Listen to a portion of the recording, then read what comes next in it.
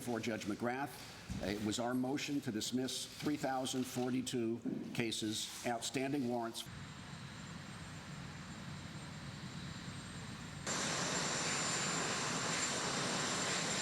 The district attorney in Manhattan is seeking President Donald Trump's tax returns from his accountants for the purpose of a criminal investigation that is being undertaken in New York City.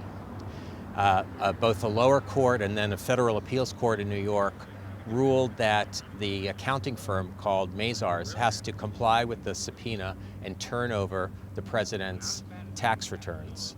The president went to court in New York to try to stop that subpoena from being enforced. So far he has lost, and his next step is the Supreme Court.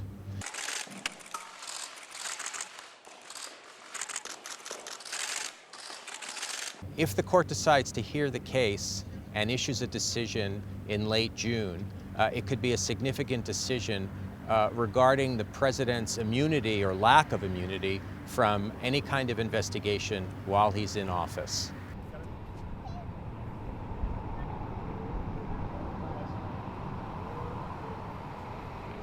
If the Supreme Court decides to hear the case and issues its decision in late June, it would be right at the height of the presidential campaign. The election at that point would be just a few months off, and whatever the Supreme Court had to say could have an effect on the campaign.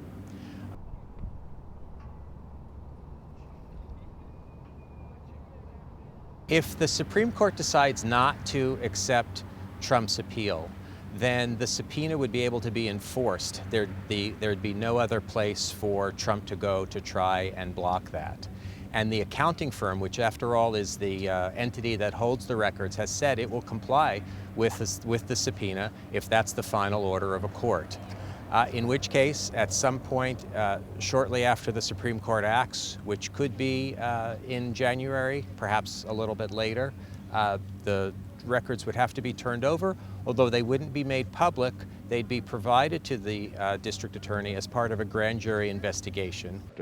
Under our Constitution, it has always been held that justice does.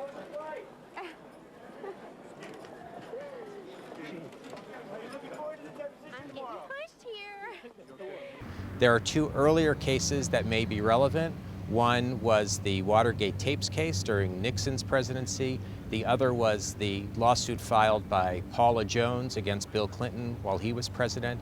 In both cases, a unanimous Supreme Court ruled that the president would have to comply in Nixon's case by turning over the Watergate tapes, which led to his resignation, and in Clinton's case by participating in Paula Jones's sexual harassment lawsuit against him, which led to the president's impeachment. Hear you, ladies and gentlemen, and all of our listeners tonight, that I have no greater interest than to see that the new special... Yeah, the Paula Jones case was about a lawsuit in federal court, and the Supreme Court said then that the president had to participate in that case and couldn't use the fact that he's in office as a reason to avoid it. But the court in that case left open whether the circumstances might be different in the case of a state investigation. That's what the New York DA's case presents. There's no way to know if that would turn out differently.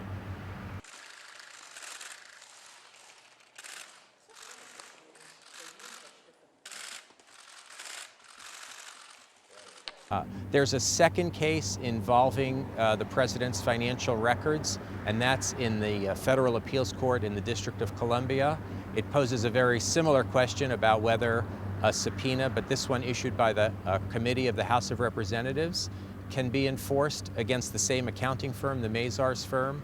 It's possible that the Supreme Court will want to consider those cases together, but the case here in Washington is not quite ready yet for the Supreme Court. The full appeals court in Washington has been asked to hear the case, and there's been no decision on that yet.